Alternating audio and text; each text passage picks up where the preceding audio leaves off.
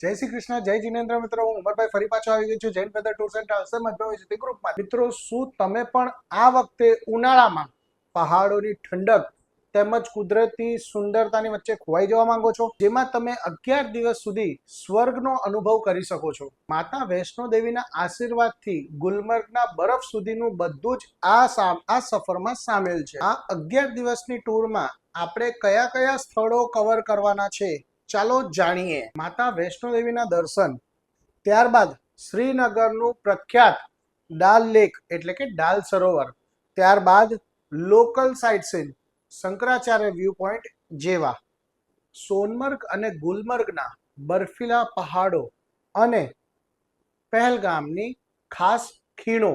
આ ટૂર શરૂ થશે સુરતથી વાયા અમદાવાદ.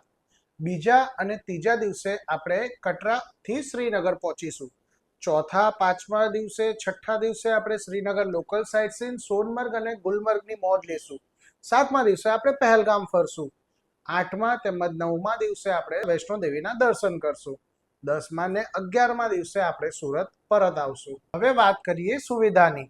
આ આખી ટૂરમાં આપને મળશે રહેવા માટે ડિલક્સ કેટેગરીની હોટલ, ગુજરાતી સ્વાદિષ્ટ ભોજન, એના સિવાય ફરવા માટે એક લક્ઝરી ટેમ્પો ટ્રાવેલ્સ જે ફૂલ્લી કમ્ફર્ટેબલ હશે. આના સિવાય સુરતની બધી વ્યવસ્થા અને કિંમત બહુ જ વ્યાજબી. જો તમે એક રૂમમાં 4 વ્યક્તિ રહેવાના હો તો માત્ર 15,000 રૂપિયા પ્રતિ વ્યક્તિ.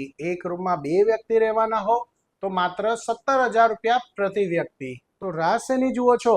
આગળના સમયની 24/5/2026ની યાત્રાની બુકિંગ શરૂ થઈ ગઈ છે, તો આપ લિમિટેડ સીટ છે, બુક કરાવી શકો છો. 1 મિનિટ હજી સાંભળો. જો વિડીયો ગમ્યો હોય તો મિત્રને શેર કરો જેને કાશ્મીર જવું હોય.